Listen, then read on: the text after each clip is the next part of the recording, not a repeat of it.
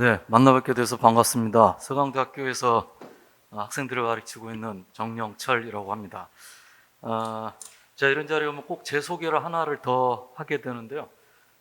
저는 서강대학교에서 재직을 하고 있고 또 동시에 그 대북 인도적 지원단체이자 한국의 평화교육단체인 어린이 어깨동무회 평화교육센터 소장을 맡고 있습니다. 학교에서 학생들을 가르치는 것과 또 하나 또 시민들을 대상으로 해서 한반도의 평화, 공존, 번영을 위해서 하는 활동들이 결코 떨어진 일이 아니라고 생각을 합니다. 그래서 오늘 이 자리가 지금 현재 한국을 둘러싸고 있는 또 한반도를 둘러싸고 있는 굉장히 어려운 상황들 또 전 세계적으로도 전쟁, 공포, 그 다음에 빈곤 이런 문제들로 인해서 또 굉장히 어려운 상황이 지속되고 있는데 그런 상황 속에서도 희망을 찾아가는 그런 자리가 되지 않을까 생각을 합니다. 제가 오늘 준비한 내용은 이 변화하는 북한과 종교인의 역할입니다. 근데 사실 저는 종교가 없습니다. 그래서 어떻게 보면 종교를 가진 분들이 알아서 해라 뭐 이렇게 들릴 수도 있겠지만 결코 그런 건 아닙니다. 한반도에서의 평화와 번영과 공존을 위한 길에는 종교인과 종교인이 아닌 분들의 구분이 별로 의미가 없다고 생각을 합니다. 모든 분들이 한반도의 평화, 번영, 공존을 위해서 다 같이 노력해야 되지 않을까. 또 굉장히 또 제 개인적으로는 심각한 상황이 될 수도 있다 이렇게 생각하기 때문에 더 열심히 해야 되는 그런 시점이 아닌가 이렇게 생각을 합니다. 또 하나는 변화하는 북한이라고 이야기를 했는데 사실은 그 어떤 사회도 변화하지 않는 사회는 없습니다. 변화하지 않는 사회는 사실은 죽은 사회입니다. 모든 사회는 변화를 합니다. 다만 어떤 방향으로 또 어떤 속도로 또 무엇을 목표로 변화하고 있는지 그것들이 문제가 되는 것이죠. 그리고 또 하나는 그러한 변화들을 어떻게 평가하고 또 어떻게 받아들일지 이것이 또 한편의 문제라고 생각을 합니다. 특히 북한의 변화는 사실 우리가 알기 굉장히 어렵습니다. 북한에 대한 정보가 제한되어 있고 더구나 이 코로나 이 팬데믹을 맞이하면서 그나마 있었던 북한에 대한 어떤 정보 소통이라든지 이런 것들까지도 대단히 어려운 그런 상황입니다. 그래서 그 기간 동안에 또 북한이 어떤 변화를 겪고 있는지에 대해서 더더욱 알기 어려운 이런 상황입니다. 그럼에도 불구하고 여러 가지 자료들을 취합해 보면 북한 역시 자신들 나름대로 변화하고 있고 변화를 추구하고 있고 그러한 변화를 추진하는 과정에서 어려움을 겪고 있고 이런 모습들이 눈에 띄게 됩니다. 오늘 제가 발표한 내용은 도대체 북한은 현재 어떻게 변화하고 있고 그 가운데서 어떤 어려움을 겪고 있고 또 그러한 어려움들을 극복해내기 위해서 우리가 함께 어떤 노력들을 해야 되는지 이런 것들에 대한 의견들을 나눠볼까 합니다. 첫 번째로 우리 머릿속에 있는 북한이라고 하는 존재를 먼저 생각을 해볼까 합니다. 우리 머릿속에 있는 북한이라고 하는 존재는 어떻게 보면 지금은 많이 극복이 되었다라고 하지만 1997년의 북한 예, 마스크 벗고 하겠습니다. 이게 버릇이 됐고 또 하나의 또 이게 습관이 돼서요. 한 2년 이상 마스크를 쓰다 보니까 마스크를 벗으면 좀 이상한 것 같아요. 그리고 잘 됐습니다. 제 잘생긴 얼굴도 좀 여러분들한테 보여드리고 이 1997년의 북한이라고 하는 이미지에 굉장히 많이 갇혀 있습니다. 우리가 생각하는 북한이라고 하는 것은. 그리고 지금도 인터넷 공간상에서 보여지고 있는 북한의 모습은 그때 북한이 마치 지금의 북한인 것처럼 이렇게 이미지화되고 있는 이런 모습들도 굉장히 많이 보이고 있습니다. 이런 것으로부터 일단 우리가 좀 벗어나야 된다라고 하는 생각이고요. 두 번째로는 역시 북한 그러면 최고 지도자가 어떤 사람인지가 대단히 중요합니다. 또한 굉장히 북한의 변화에 큰 영향력을 미치게 돼 있습니다. 지금이야 우리가 최고 지도자의 이름도 잘 알고 있고 생김새도 잘 알고 있지만 최고 지도자인 지금의 최고 지도자인 김정은이 등장할 때만 하더라도 그의 이름 석자도 그리고 그가 언제 태어났는지도 그가 어떤 경력을 가졌는지에 대해서도 잘 몰랐습니다. 이 김정은이 등장할 때 제가 겪었던 경험들을 하나 말씀을 드리면, 그 당시 우리 사회에서는 여러분들 신문을 보면 아시겠지만 모든 신문들이 김정운이라고 호칭을 했습니다. 김정운이라고 알려져 있었어요. 다 그게 사실인 줄 알았습니다. 그런데 제가 어떤 분을 통해서 그런 이야기를 들었습니다. 북한의 새로운 젊은 지도자는 모자도 쓰지 않았고 수염도 기르지 않는다, 이런 이야기를 들었습니다. 김정훈도 아니고 김정운도 아니라는 것이죠. 김정은이었다라는 것이죠. 나중에 북한이 공식적으로 김정은이라고 발표를 합니다. 그때가 돼서야 우리가 공식적으로 김정은의 이름이 김정은이구나 라고 하는 걸 확인할 수 있었습니다.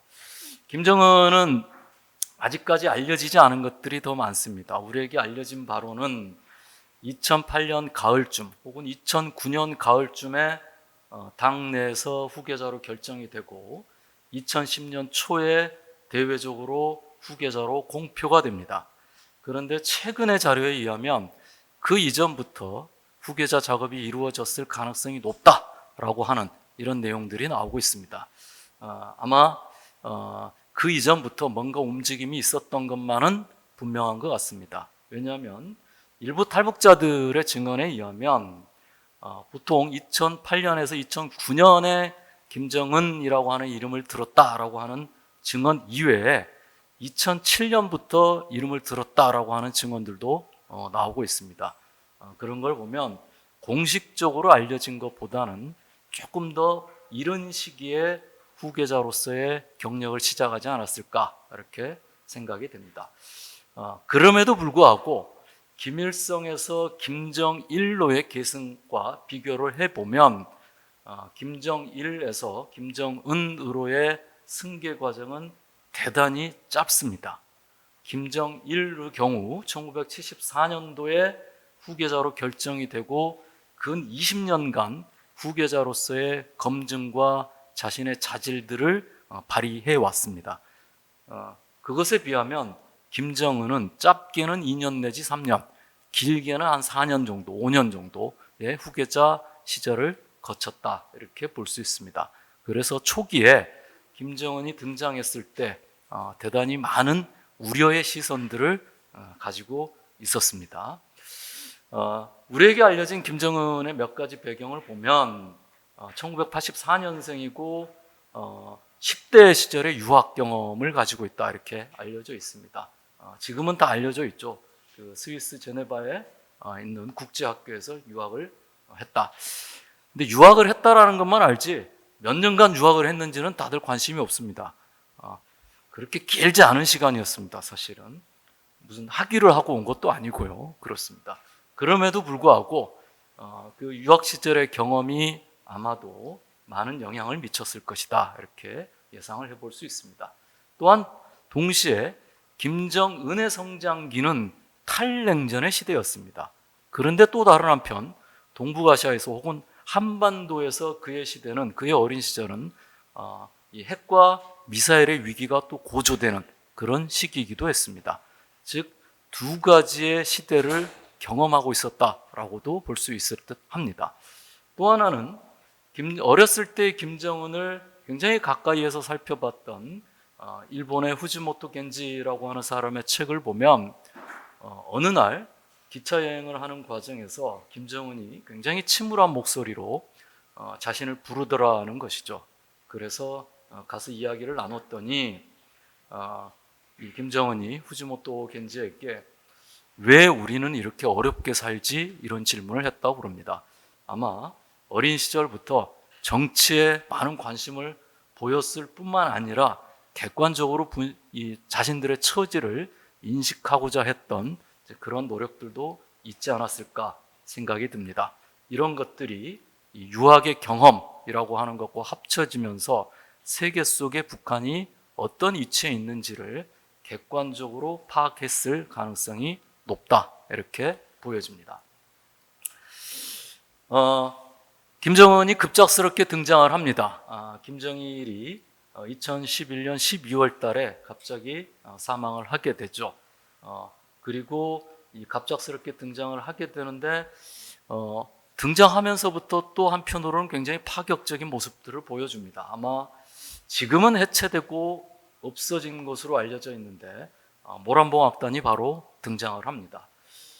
그 당시에 많은 사람들은 모란봉악단의 등장이 김정은의 어떤 권력의 어떤 공고하나 뭐 이런 것들을 위해서 파격적인 모습들을 보여준 것이다, 이렇게 이야기를 한 것으로 기억을 합니다. 그런데 모란봉악단에 대해서 김정은은 스스로 이렇게 이야기를 합니다. 그동안 우리 사회에서 모든 영역에서 굳어진 경직성을 풀고 모란봉악단을 모델로 하는 혁신을 추구하기 위해서 내가 모란봉악단을 이렇게 중시 여기고 있다, 이런 이야기를 합니다. 즉 김정은은 이 성군 시대를 거치게 되면서 북한 사회가 또 성군 시대는 굉장히 어려운 시기였죠. 또 이 군사 문화가 전 사회의 지배적인 문화가 됐던 이런 시기입니다. 사회가 대단히 경직될 수밖에 없는 이런 조건에서 이것들을 풀지 않으면 북한 사회가 발전할 수 있는 든든한 토대를 만들 수 없다라고 하는 이런 생각을 가지고 있었던 것 같습니다. 그래서 모란봉악단의 등장은 문화적인 변화이기 이전에 북한 사회가 김정은 시대에 접어들게 되면서 혁신이라고 하는 화두를 대단히 강하게 던진 것이다, 이렇게 해석하는 것이 맞지 않을까 생각이 됩니다. 또한 2013년도에는 경제와 핵 병진 노선을 선포를 합니다. 물론 2018년도에는 이것이 경제건설 총력 집중 노선으로 변화를 합니다.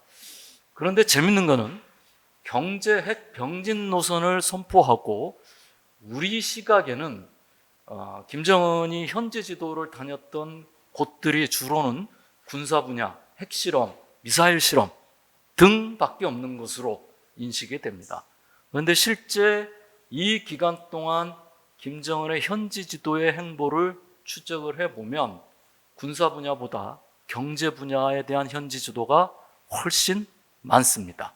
즉 경제 핵 병진 노선을 추구했지만 실제로 하고 싶었던 건 경제 발전들을 하고 싶었다, 이렇게 볼 수 있고, 또 하나는 뒤에서 조금 더 자세히 말씀드리겠지만 북한의 대표적인 경제 이론잡지인 경제연구를 보면 과거에 비해서 훨씬 더 많은 지면과 논문 수를 배치를 해서 대외무역과 자본주의 경제에 대한 연구 논문들을 싣고 있습니다. 김정일 시기하고 비교했을 때 2배 이상 늘어나고 있습니다. 이런 것들을 보면 경제 핵 병진 노선을 추구했지만 실제 하고 싶었던 건 경제 건설, 그리고 그러기 위해서는 대외적인 세계 시장 속에서의 공존이라고 하는 것을 목표로 하지 않았는가, 이렇게 생각이 됩니다. 2012년 4월 달에 김정은이 최초로 대중들 앞에서 공개 연설을 합니다. 그때 많은 이야기들을 합니다. 대단히 중요한 이야기들을 많이 하는데 우리에게 많이 알려져 있는 것 중에 하나가 선군의 신세계 산업혁명을 더하면 강성국가가 될 수 있다, 이런 말을 합니다. 근데 이 시기 즈음에서 이 당시에 아마 외무상이 될 겁니다. 리수용이라고 하는 외무상이 미국을 방문합니다. 미국 사람들과 만나서 아주 재밌는 이야기를 합니다. 리수용이 미국 사람들하고 만나서 미국 사람들에게 계속 하는 이야기가 우리의 젊은 지도자는 핵과 미사일보다는 경제에 더 많은 관심을 가지고 있다, 이런 이야기를 합니다. 뭔가 미국에 대한 모종의 메시지를 계속 던지고 있는 것이죠. 그리고 또 한편으로는 젊은 지도자가 추구하는 방향이 어떤 방향이다 라고 하는 것들을 계속해서 알리는 이런 메시지가 아니었는가 생각이 됩니다. 자, 그래서 2가지 과제를 제기를 합니다. 선군을 지속하겠다, 이건 계승의 측면이죠. 두 번째로는 인민생활을 향상시키겠다. 그러면서 나왔던 이야기가 다시는 우리 인민이 허리띠를 매지 않도록 하겠다라고 하는 이야기를 하게 되는 것이죠. 이 인민생활 향상이라고 하는 것은 어떻게 보면 혁신의 과제라고 이야기할 수 있습니다. 즉 선군과 인민생활의 향상이라고 하는 2대 과제를 내놓게 됩니다. 우리도 흔히 새로운 대통령이 되거나 새롭게 지도부가 출범하게 되면 일종의 자신의 취임 연설들을 하게 되는 것이죠. 2012년 4월 달의 연설은 김정은의 취임 연설이라고 볼 수가 있습니다. 그때 2대 과제를 제시하는 것이죠. 선군과 인민생활의 향상. 그런데 인민생활의 향상은 우리 당과 국가가 마주하고 있는 가장 중요한 당면의 과제다, 이렇게 이야기를 합니다. 선군은 지속하겠다, 이렇게 이야기를 했지만 인민생활 향상은 당면에서 마주하고 있는 가장 중요한 당면의 과제다, 이렇게 강조를 하고 있습니다. 이제 이런 것들이 도대체 무엇을 의미하는가? 우리가 북한 사회의 변화를 볼 때 우리가 눈에 보이는 과거하고 비교했을 때 변화된 모습만을 찾으려고 합니다. 그런데 우리는 한번 좀 곰곰이 생각을 해봐야 됩니다. 북한의 변화를 볼 때 그 변화가 과연 구조적인 변화인 것인지, 정말 뭔가 방향성을 가지고 있는 변화인 것인지, 이것들을 살펴봐야 되겠죠. 그러기 위해서라면 사회주의 국가에서의 변화의 가장 근본적인 것은 역시 이데올로기 변화라고 이야기를 할 수가 있습니다. 이 이데올로기 분야에서 김정은 시대에 들어와서 일정 부분의 변화들이 나타나고 있다, 이렇게 저는 생각을 하고 있습니다.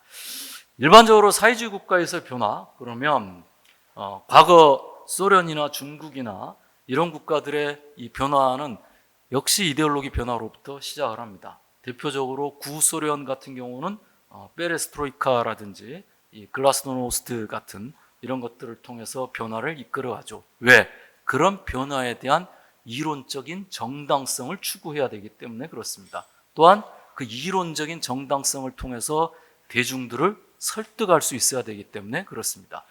중국 같은 경우는 흔히 말하는 실사구시, 흥묘백묘론, 그 다음에 무슨 선부론, 이런 이야기들이 나오는 것이죠.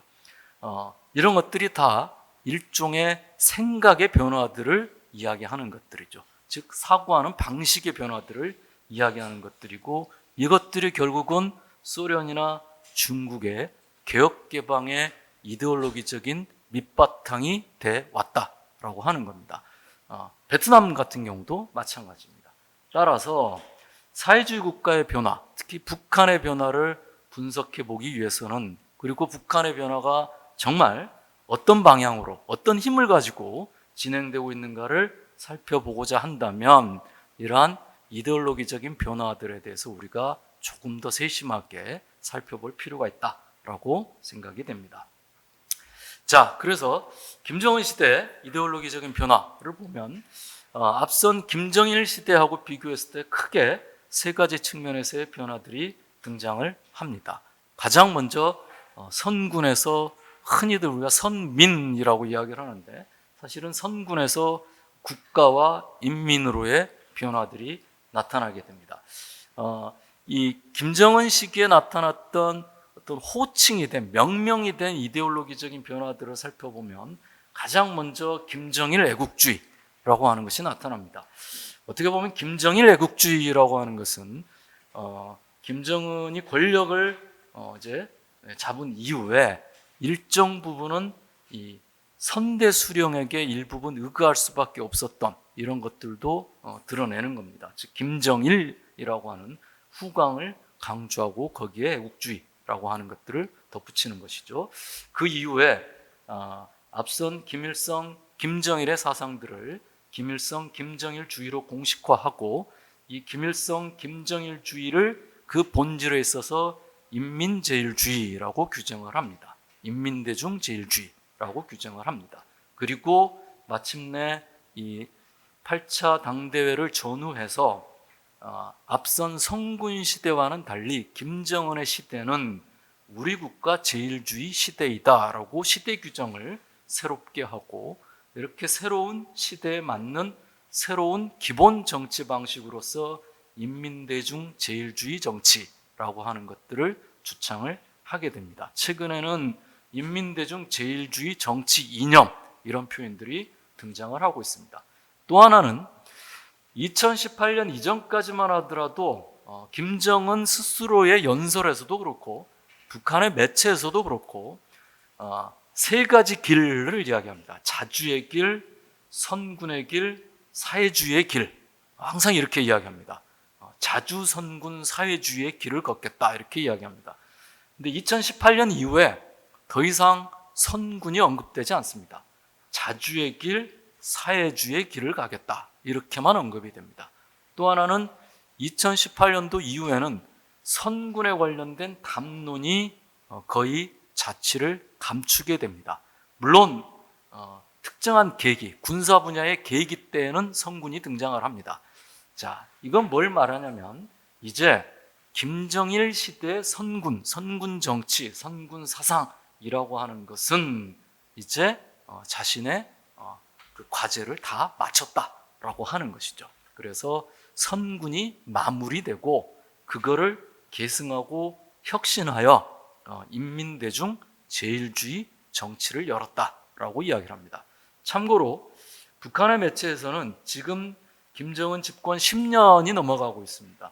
김정은 집권 10년의 가장 큰 성취가 뭐냐라고 이야기했을 때 우리 국가 제일주의 시대를 열어젖혔다라고 하는 것을 가장 큰 성취라고 이야기를 하고 있습니다. 그러니까 그것에 맞춰서 이제 인민대중 제일주의 정치라고 하는 것이 등장하게 된 것이고, 자, 이거는 아까 제가 말씀드렸던 김정은 시대 이데올로기 변화의 방향으로서 이제 선군이 마무리되고 인민의 시대로 접어들었다는 것. 두 번째로 그동안 군이 너무 지나치게 과도화됐던 이런 시대를 마감하고 당 국가 체제가 정상화됐다는 것. 사실은 당 국가 군이 정상화되었다 이렇게 보는 것이 더 정확할 것 같습니다. 그리고 세 번째로 이제 다시 한번 본격적으로 이 국가를 재건설하겠다라고 하는 이런 세 가지 방향을 가지고 움직이고 있다 이렇게 생각이 됩니다. 일반적으로 사회주의는 과거에 이제 유명한 그 사회주의 연구자가 뭐 그런 이야기를 합니다. 사회주의는 유토피아라고 하는 자신들의 이상향과 그렇지만 현실에서는 발전을 추구해야 되는 이 상황들 속에서 끊임없는 딜레마에 처하게 된다 이런 이야기를 합니다. 즉 자신들의 이상은 이 공산주의라고 이야기되는 유토피아를 끊임없이 지향을 하는 것이죠. 그런데 현실에서는 먹고 사는 문제가 가장 중요한 것이죠. 경제 발전이라고 하는 문제에 부딪히게 됩니다. 이렇게 되면 유토피아적 비전을 계속 강조하다 보면은 거기에 필요한 이 인재들, 간부들이 필요해지겠죠. 이것들이 이제 우리가 흔히 말하는 더 레주라고 하는, 우리말로 해석하면 속되게 해석하면 빨갱이들이라고 해야 될 것 같아요. 혹은 조금 더 고상하게 이야기하면 고상한 것 같지는 않은데 하여튼 혁명가들 뭐 이렇게 해석을 해야 될 것 같습니다. 그런데 현실의 발전에 더 강조점을 두게 되면 그런 사람들보다는 현실의 기술자들, 관료들, 경영하는 사람들, 관리자들, 매니저들 이런 사람들이 더 요구되는 것이죠. 그래서 어떻게 보면 더 레주와 디 엑스퍼트 사이에서의 끊임없는 갈등과 딜레마가 벌어지게 된다라고 이야기를 합니다. 그래서 어떤 학자는 중국의 문화대혁명은 모택동의 유토피아적 비전이 지나치게 급진화된, 그래서 실제 현실의 발전을 추구했던 기술 관료들을 몽땅 숙청해버리려고 했던 유토피아적 비전을 가진 혁명가들을 중심으로 했던 이런 것이었다면 등소평의 개혁개방은 그런 사람들보다는 현실 발전에 있어서의 전문가 역량들, 기술 관료들을 보다 더 중시하는 이렇게 극과 극으로 비교가 된다 이렇게도 평가를 하고 있습니다. 그런데 현실 발전을 강조하는, 어떻게 보면 이게 이제 사회주의 국가에서의 개혁개방이라고도 우리가 이야기를 할 수가 있겠죠. 이 현실 발전을 강조하는 흐름들에서 나타나는 굉장히 그 중요한 공통점들이 하나 있습니다. 이데올로기적인 측면에서요. 그게 바로 국가와 인민을 강조한다라고 하는 겁니다. 특히 이 사회주의 연구가 중에 그 조엘 위트라고 하는 이런 사람의 분석에 따라 보면 역사적인 사회주의 국가들의 흐름들을 보면 인민이 강조되고 국가가 강조될수록 현실의 발전과 이데올로기적인 실용주의를 추구하는 경향성들이 강해지더라라고 하는 이런 주장들을 하고 있습니다. 반면에 여기로부터 벗어나게 되면 혁명이라고 하는 단어들이 훨씬 더 많이 등장하고 있다. 이런 이야기들을 하고 있습니다. 이런 측면에서 보면 김정은 시대에 있어서의 변화의 방향은 국가와 인민이라고 하는 것들이 보다 더 강조되고 있고 군사적인 혹은 혁명적인 용어 이런 담론들이 일정하게 제한되고 있는 이런 모습들을 보여주고 있다라고 하는 것이죠. 자, 이제 이런 것들이 2017년도 이 북한이 소위 핵무력 완성을 선언할 때까지 한편으로 진행됐던 모습입니다. 그런데 사실은 2017년도까지 우리가 다시 한번 되돌아보면 우리 눈에는 핵과 미사일밖에 보이지가 않았던 것이죠. 그래서 사실은 이제 제가 그 학생들한테도 그렇고 어디 가서 이야기할 때도 그냥 우스갯소리로 하는 말이 우리 눈에는 핵밖에 안 보입니다. 그러면서 우리 사회를 이 지배했던 담론이 이제 핵 담론이라고 하는 것이죠. 모든 사람들이 다 핵거리고 있는 뭐 그런 것이죠. 그거밖에 안 보입니다. 사실은 그 이면에 훨씬 더 중요한 변화들이 있는데 그런 것들에 대해서는 더 정치하게 분석하지 않고 오히려 눈에 드러나는 핵과 미사일 발사라고 하는 것에만 집중을 한 것이죠. 물론 그게 중요하지 않다라는 건 아닙니다. 그게 대단히 중요한 것이긴 합니다. 자, 근데 2012년 4월 달에 김정은이 그런 말을 합니다. 우리에게는 평화가 더없이 중요하다. 근데 그렇다고 해서 우리가 평화를 얻기 위해서 우리의 국권을 양보할 수는 없다. 이런 말을 합니다. 거기에 굉장히 많은 뜻이 함축이 되어 있는 것이죠. 아까도 말씀드렸듯이 김정은이 2012년 등장하면서 2대 과제로 선군과 인민생활 향상을 제시를 합니다. 실제로 인민생활 향상을 하고 싶어 합니다. 그런데 현실에 있어서는 여전히 풀리지 않고 있는 안보의 위기, 이것들을 어떻게든 해결을 해야 되는 것이죠. 바로 그 지점에서 병진 노선이라고 하는 것이 나오게 될 수밖에 없었고, 그래서 2017년도까지 자신들이 소위 말해서 억지력 구축을 완성하는 작업들에 매진할 수밖에 없었다는 것이죠. 이게 2017년도까지의 이 화성 15형을 발사하기까지의 과정이었던 겁니다. 그리고 이게 어느 정도 구축이 되자 바로 2018년도부터 정세 변화를 추진하게 되고 우리가 경험했던 2018년도에 한반도의 아주 급진적인 변화들이 가능해지게 되었다. 이렇게 볼 수가 있습니다. 또 하나는 김정은 초기에 우리 사회에서 아주 많이 이야기됐던 것이 이제 이 공포 정치라고 하는 것이죠. 굉장히 많은 숙청들이 있어 왔고, 근데 그 숙청의 과정을 보면 그 숙청된 인사들의 대부분이 군부 인사들에 대한 숙청입니다. 근데 조금 더 분석이 필요하겠지만, 근데 이 숙청된 군부 인사들도 또 조사를 해보면 대체로 군 경제 행정들을 담당하고 있는 사람들이 주로 숙청이 됩니다. 즉 야전군들은 별로 숙청이 안 됩니다. 그러니까 이건 무슨 말이냐면 군에서 그동안 선군 정치 하에서 비대해진 기득권을 가지고 있었던 군부 인사들이 주로 숙청이 됩니다.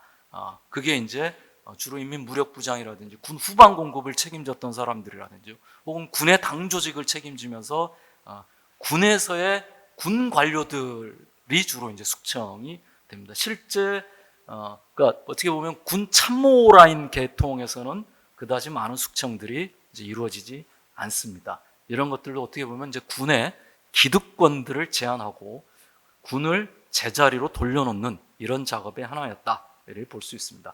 사실 우리가 성군 정치 시기에 북한의 군이 워낙 비대해져서 그걸 우리가 너무 익숙하게 생각하는데, 성군 정치 이전만 하더라도 당 중앙군사위원회에 당 중앙위원회에 군부 인사들 별로 많지 않습니다.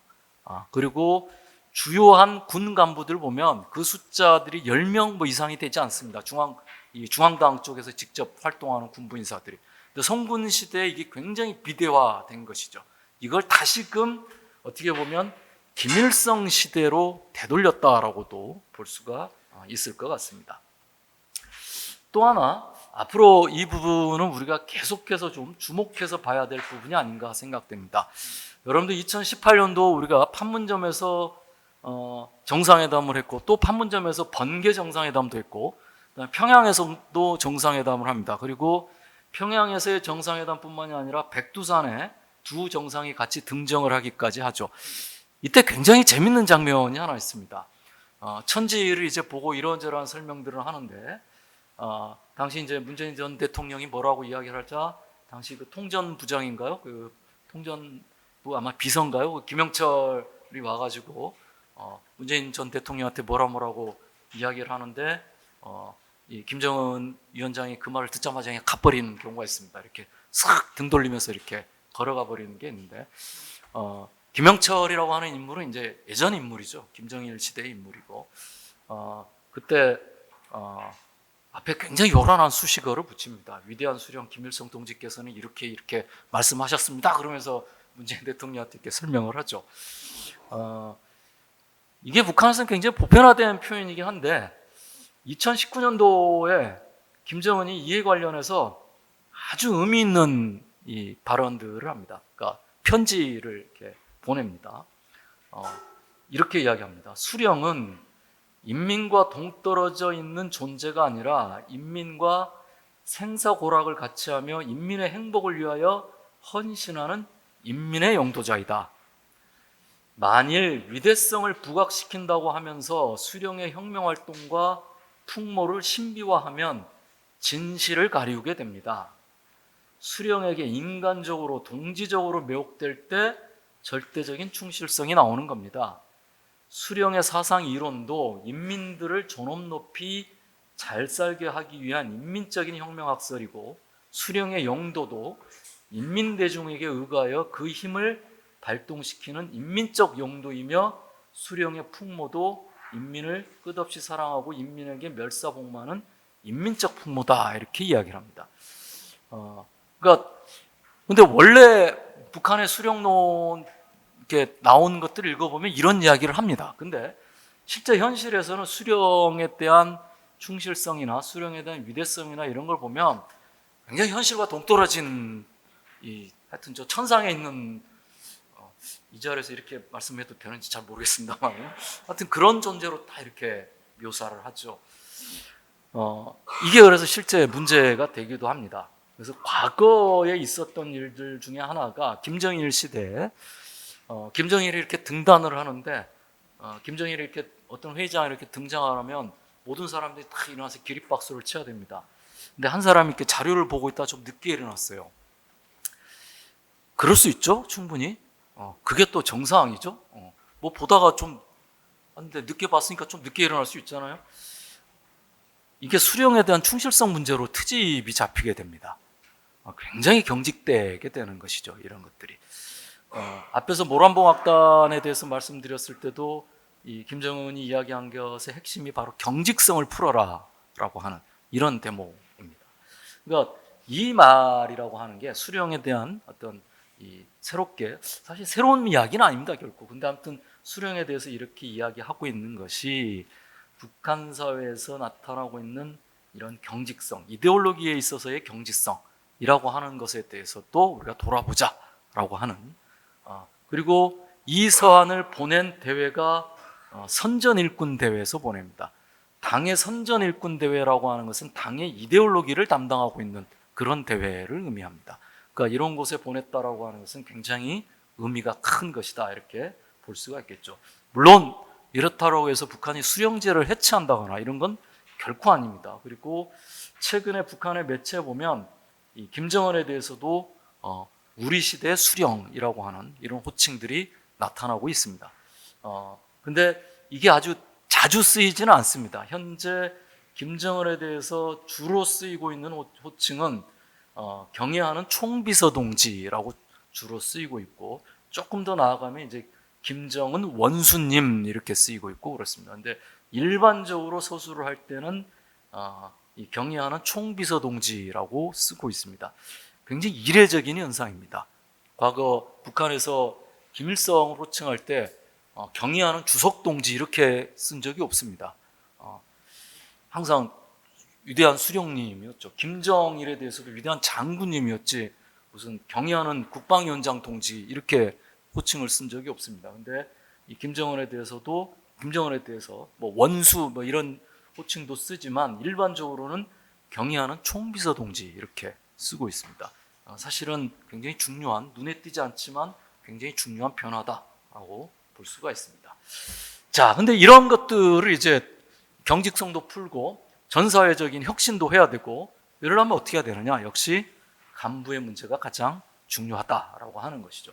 그래서 김정은 집권 초기부터 사실은 지금까지도 관료주의의 문제, 세도주의의 문제, 혹은 특히 그 경제 분야 같은 경우에 있어서는 특수주의의 문제 이런 게 있습니다.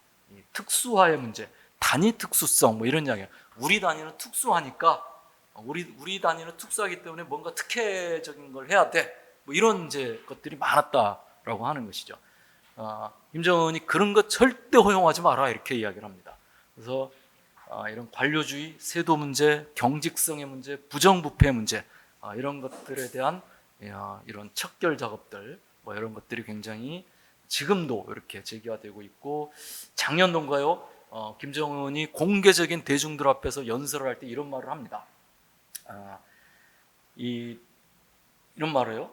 나는 모든 당 조직과 정부, 정권기관, 무력기관들이 우리 인민을 위하여 인민들에게 더 좋은 내일을 안겨주기 위하여 무진 애를 쓰며 정성을 다해 일하도록, 그 다음이 중요합니다. 더더욱 엄격한 요구성을 제기하고 투쟁하도록 하겠습니다. 만약에 제가 북한의 간부였고 이런 말을 들었으면 굉장히 무서웠을 것 같아요. 간부들 굉장히 때려잡겠다는 얘기죠. 관료주의, 세도주의, 부정부패 뭐 이걸 때려잡는 것뿐만이 아니라 말 그대로 헌신하도록 만들겠다라고 하는 이런 이야기들을 대중들 앞에서 공개적인 연설석상에서 이야기를 합니다. 그리고 마침내 8차 당대회에서 이것들을 이제 공식화시키게 되는 것이죠. 그래서 8차 당대회에서 문제 원인을 객관이 아닌 주관에서 찾아야 된다. 즉, 이 북한 사회가 굉장히 힘든 우리 조건은 흔히 삼중고 이렇게 이야기를 합니다. 코로나 팬데믹 현상, 국제적인 제재, 자연재해 이렇게 이야기를 합니다.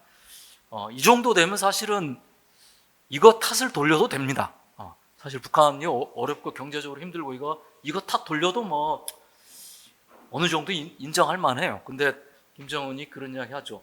그런 문제는 이제 상수고 항상 우리는 그런 걸 객관적인 조건으로 갖고 있고 중요한 건 우리 내부의 문제다라고 하는 거고 우리 내부의 문제를 혁신하지 않고서는 더 이상 발전할 수가 없다라고 하는 것들을 8차 당대회에서 공식적으로 제기를 하게 됩니다. 자, 그리고 그 8차 당대회에서 인민생활 향상이라고 하는 걸 중심에 놓고 이건 제가 잘못했네요. 7차 당대회네요. 이 8차 당대회에서 좀 이따 조금 더 자세히 설명하겠습니다. 그러니까 간부들의 혁신 이게 가장 중요하고 그래서 이 간부들의 혁신을 위한 사상적 변화와 조직적 변화들을 추구하게 됩니다. 그건 제가 좀 이따가 구조적으로 어떤 변화들이 있었는지를 조금 보여드리도록 하겠습니다. 자, 그래서 지금까지의 북한의 어떤 이런 어떤 생각의 변화라고 하는 것들을 간단하게 표로 정리한 거고 이 표 다음에는 조금 더 복잡하고 멋있는 표를 보여드리도록 하겠습니다.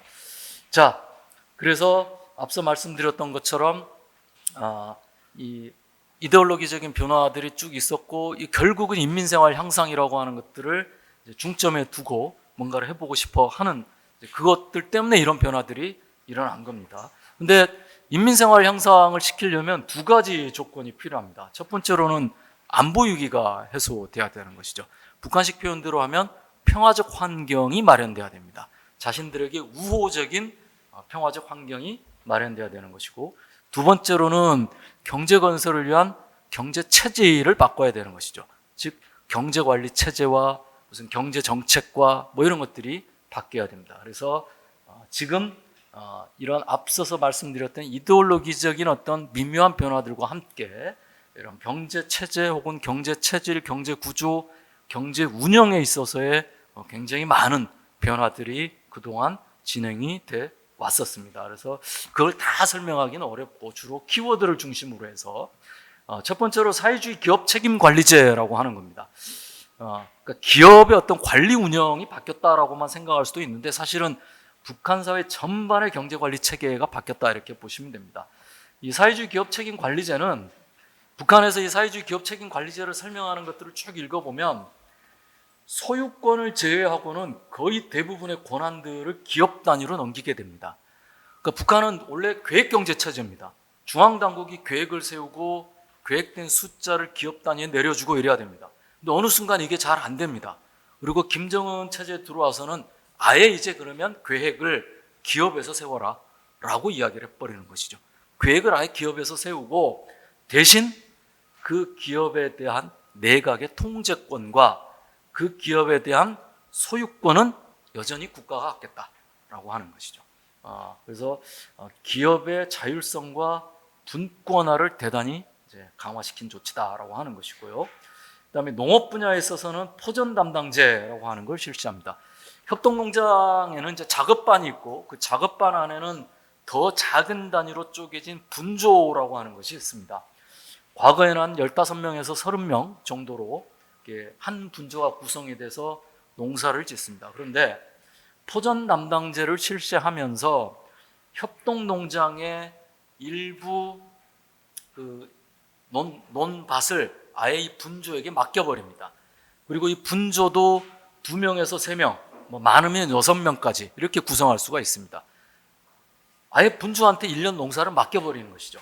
그리고 그렇게 해서 소출이 생기면 소출이 생긴 것만큼 그 분조에게 인센티브를 제공해 주는 겁니다.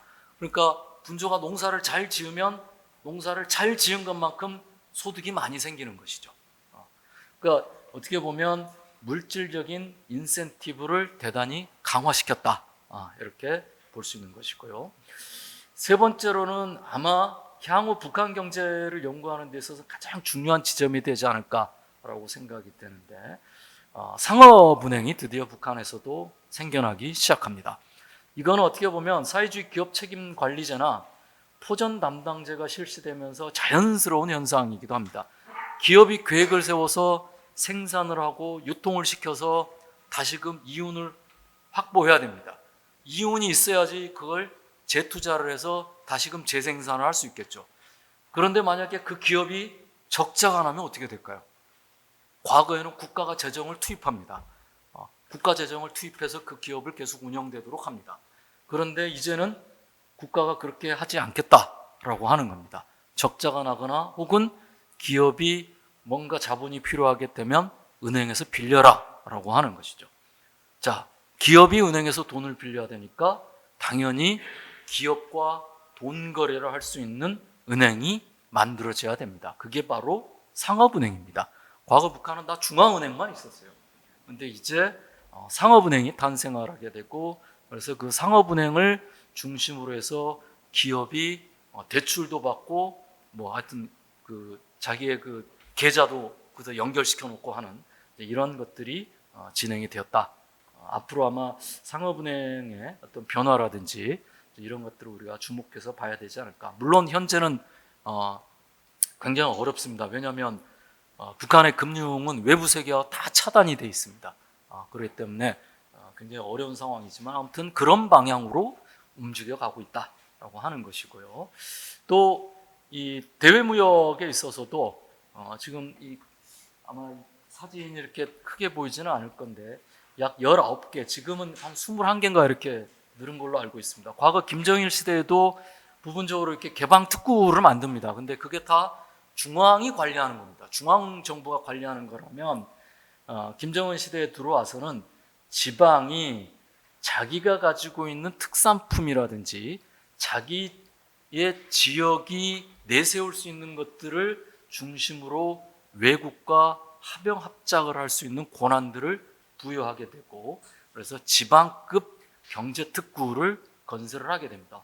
과거의 중앙급 경제특구하고 비교하면 어떻게 보면 영역은 굉장히 작지만 자율성은 훨씬 더 커졌다, 이렇게 볼 수 있을 것 같습니다. 문제는 이게 이제 제재라든지 이런 것들 때문에 제대로 진행이 안 되고 있다라고 하는 것입니다. 중요한 건 이런 방향으로 움직여 가려고 하고 있다. 문제는 이런 것들이 지금 북한 앞에 닥친 좌절이라고 하는 것이죠. 제대로 안 되는 좌절이라고 하는 겁니다. 그리고 제가 앞에서 말씀드렸듯이 북한을 대표하는 경제 이론 잡지인 경제연구에 보면 김정일 시대에는 이게 경제연구가 1년에 4번 나옵니다. 근데 이게 한 호당 이 자본주의 세계 경제에 대한 소개와 분석과 뭐 이런 글들이 2000년부터 시작해서 2010년까지를 쭉 제가 일일이 다 쉬어봤더니 한 호당 약 평균 5.4편이 나옵니다. 근데 김정은 시대 와서는 이게 한 호당 약 9.5편이 나옵니다. 거의 2배 가까이 됩니다. 그리고 더 재밌는 건 이 내용을 읽어보면 우려 따지면 이제 그런 겁니다. 쉽게 말하면 환치기 잘해라 뭐 이런 내용도 나옵니다. 환율 변화에 잘 대응을 해서 큰 힘을 들이지 않고도 외화를 획득할 수 있는 방안을 연구해라 이런 것도 나옵니다. 혹은 브랜드 잘 만들어서 그 브랜드만 가지고서도 돈을 벌 수 있는 방법을 연구해라. 이게 자본주의 시장에서 굉장히 중요하다. 뭐 이런 글들이 막 실리고 있습니다. 그러니까 자본주의 세계 경제에서 어떻게 경쟁하고 공존할 것인가 라고 하는 것들을 계속 이야기하고 있는 것이죠. 네. 원래 앞에 있게 되면 이렇게 말이 좀 많아지게 됩니다. 네. 조금 빨리 넘어가도록 하겠습니다. 이게 얼마 전에 김정은이 직접 가가지고 우리로 따지면 비닐하우스 촌 만들자라고 하는 것입니다. 이게 이제 그 연포 남새 온실농장이라고 하는데 비닐하우스 촌입니다. 채소밭 같은 겁니다. 근데 이게 뭐였냐? 이게 공군 기지입니다. 이걸 만들려고 하는 그 지점이 공군 기지입니다. 이게 이 과거 이렇게 비행장 활주로 있고 하는 공군 기지입니다. 여기에 지금 비닐하우스 촌 만들겠다라고 하는 겁니다. 그 다음에 이게 원산 갈마반도입니다. 지금 세계적인 관광지로 지금 만들겠다라고 하는데 여기도 군 기지입니다. 그리고 이 사진은 그러니까 뒤에 보면은 여기 원산 갈마 비행장 과거에는 이게 군 공군 기지였고요. 그 앞에 해변 원래 원산 지역이 우리 말하는 그 원산 명사심리 이런 걸로 유명한 해변이죠. 이제 이게 군 기지로서의 성격을 끝내고 이제 관광지로 개발하기 전에 아마 군이 이제 여기서 마지막 훈련을 한번 해보고 싶다 해가지고 북한에 있는 소위 그 대포들이 한 굉장히 많이 모여가지고 아주 일제 사격 훈련을 하고 있던 그런 모습입니다. 이게 지금은 이렇게 지금 바뀌고 있습니다. 아마 원산 갈마 그 관광지는 거의 지금 건물이나 이것들이 거의 다 올라갔는데 준공은 못 하고 있는. 왜냐하면 준공을 하더라도 관광객을 유치할 수 없으니까 지금 그런 상황입니다. 이게 뭘 말하냐? 김정은 체제 접어들면서 경제 건설을 위해서 시행하고 있는 굉장히 중요한 정책 중에 하나가 소위 그 스피노프라고 하는 겁니다.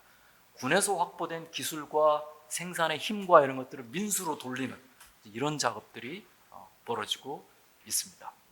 자, 그래서 2013년도에 경제 핵 병진 노선을 했다면 2018년도에 경제 건설 총력 집중 노선으로 바뀌었고 지금도 이거는 지속이 되고 있습니다. 근데 하노이 회담이 실패하면서 굉장히 힘들어졌죠.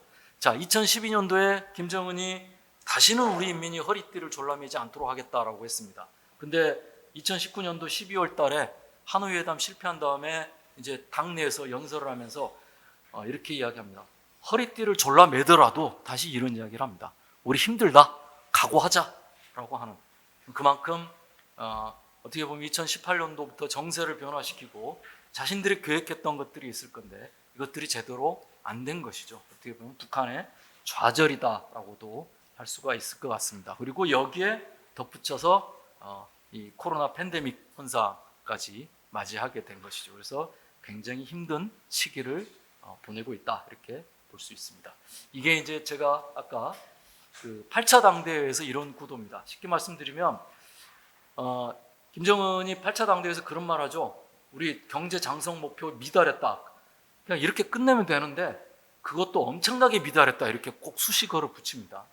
이것도 북한의 지도자들의 이 어법 가운데 굉장히 재밌는 현상 중에 하나입니다.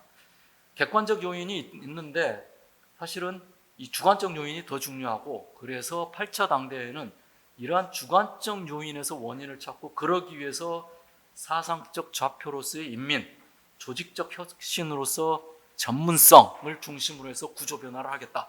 이 두 가지에다가 초점을 맞췄다, 이렇게 볼 수가 있습니다.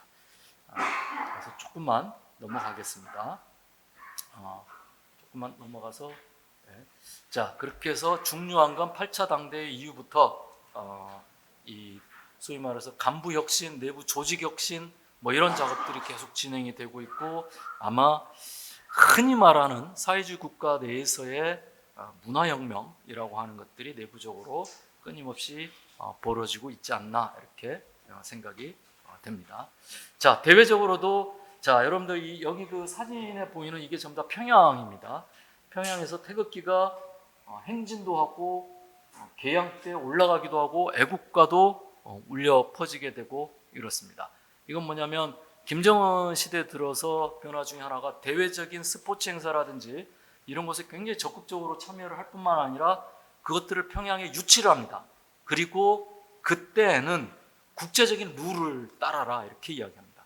그러다 보니까 어떻게 돼요? 국제적인 룰에 따라서 거기에 참여하는 모든 국가들의 국기와 국가와 이런 것들이 다 연주가 되고 개양이 되고 되는 것이죠. 자, 그럼 이제 마지막으로 정리하겠습니다. 이런 조건에서 그럼 우리는 무엇을 할 것이냐? 앞서서도 제가 말씀드렸듯이 변화하지 않는 사회는 죽은 사회입니다. 근데 우리가 살아있는 사회를 보려면 있는 그대로의 그 사회 현실들을 봐야 됩니다.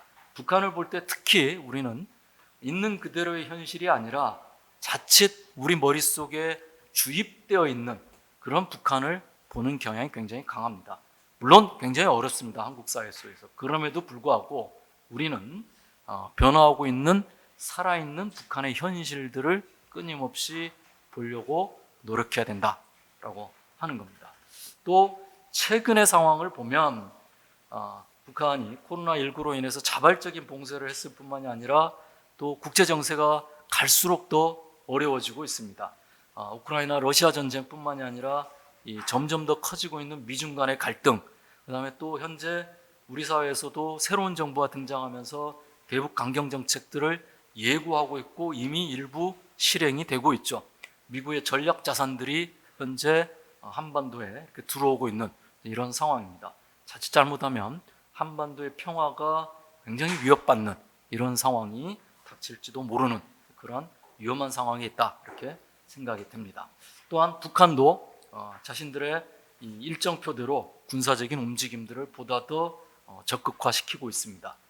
미사일 시험 발사를 계속하고 있고 뭐 이렇게 최근에 뭐 핵실험 이야기까지 나오고 있는데, 아무튼 북한 역시도 군사적 움직임들이 보다 더 강화되고 있다라고 하는 것이죠. 자칫 잘못하면 과거 2017년 이전과 같은 강대강의 충돌이 또다시 재현될 가능성이 있다라고 하는 것이죠. 더욱더 우려되는 것은 그럼에도 불구하고 현재 남북 간의 군사적인 일정한 이런 좀 평형 상태가 유지될 수 있는 것은 2018년도 9월 달에 군사 분야 공동 합의서가 개최가 됩니다. 남북 간에. 그게 아직도 위태위태롭기는 하지만 여전히 유효한 이런 상황입니다. 만약에 그 9.19 군사 분야 공동 합의서가 깨지게 되면 2017년도 이전으로 회귀할 가능성이 대단히 높다, 이렇게 생각이 됩니다. 그리고 우리에게는 더더욱 평화라고 하는 것이 절실하게 요청이 될 것이다 라고 하는 겁니다.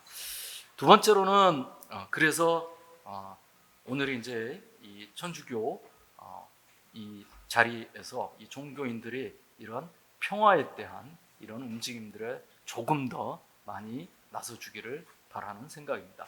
그리고 역시 남북 간의 민간 교류의 그 역사를 보면 종교인들이 굉장히 중요한 역할들을 해왔고 또 이 돌파구들을 마련해냈습니다. 최근 북한도 이 코로나 오미크론이 확산이 되고 있는 상황이죠. 현재 전 세계에 백신이 공급되지 않은 유일한 두 나라가 있다고 합니다. 북한하고 저기 아프리카 가면 에리트리아라고 하는 나라가 있습니다. 딱 이 두 나라라고 이야기를 합니다. 북한이 도대체 백신에 대해서 무슨 생각을 하고 있는지는 잘 모르겠습니다. 근데 내부적으로는 화이자나 모더나를 원하고 있다라는 이야기가 들리고는 있습니다. 중국 백신에 대해서는 북한도 어느 정도 조금 의심스러워하고 있는 것으로 좀 보이고요. 확실하진 않은데 그렇다는 이야기를 제가 어디서 간접적으로 좀 전해 들었습니다. 그 다음에 그 화이자나 모더나 등에 대해서도 북한 인구 2,500만인데 아마 백신 대상자가 한 2천만 명 정도 될 겁니다. 그러니까 4천만 개를 한꺼번에 달라 뭐 이런 이야기를 했다라는 이야기도 들었습니다. 그러면 자기들은 2주 내에 다 맞출 수 있다 이렇게. 대단한 나라인 거죠. 2주 내에 다 접종할 수 있다 이렇게 이야기를 했으니까. 자, 근데 아무튼 이제 이런 문제까지 포함해서 더 중요한 거는 이제 의약품 공급 문제가 중요하겠죠. 북한 의료 인프라가 상당히 낙후되어 있는 것으로 우리가 알고 있고요. 그래서 최근에 북한의 이 거대 수송기 2대가 베이징에 갔었죠. 그래서 아마 의약품들을 다 실어오지 않았는가, 중국을 통해서 아마 이렇게 좀 예측이 되고 있고요. 그다음에 인도적 지원에 관련해서는 두 가지 문제가 어렵습니다. 하나는 북한이 인도적 지원을 거부하고 있는 것이 어렵지만 또 다른 하나는 우리가 속으면 안 되는데 인도적 지원에 대해서 유엔 안보리가 제재 면제를 승인해 줍니다. 그런데도 못해요. 그 물건들이 실제로 우리가 국제시장에서 그 물건들을 구매를 해서 북한에 보내려면 이게 다 은행을 통해서 거래가 됩니다. 문제는 그 은행들이 거래를 거부합니다. 왜냐하면 은행이 자칫하다 그런 거래를 했을 때 이 미국한테 발각이 되면 이게 세컨더리 보이콧에 걸립니다. 그래서 사실은 인도적 지원에 대한 유엔 안보리 차원에서의 그 제재 면제를 받으려면 그 물품에 대해서 제재 면제를 받는 것이 아니라 그것과 관련된 포괄적인 면제를 받아야 됩니다. 그래야지만 그게 들어갈 수가 있습니다. 우리가 그런 것까지도 다 좀 생각할 수 있어야 되겠다라고 하는 거고요. 그래서 특히 인도적 지원은 한국 정부가 우리가 하겠다라고 하는 순간 북한이 절대 안 받습니다. 그런 것들 사실 인도적 지원이잖아요. 그래서 그 인도적 지원에 대해서는 이 과거 우리가 그랬던 것처럼 종교인을 중심으로 하는 민간 단체가 좀 주체가 돼서 적극적으로 추진해 나가야 되지 않을까라고 하는 생각입니다. 제가 알고 있는 종교는, 그리고 또 제가 굉장히 인상 깊게 읽었던 종교학자의 글에 의하면 종교의 본질이 뭐냐라고 이야기를 했을 때 그것이 바로 인류와 인간에 대한 사랑이다 이렇게 이야기를 하는 글귀를 읽은 적이 있습니다.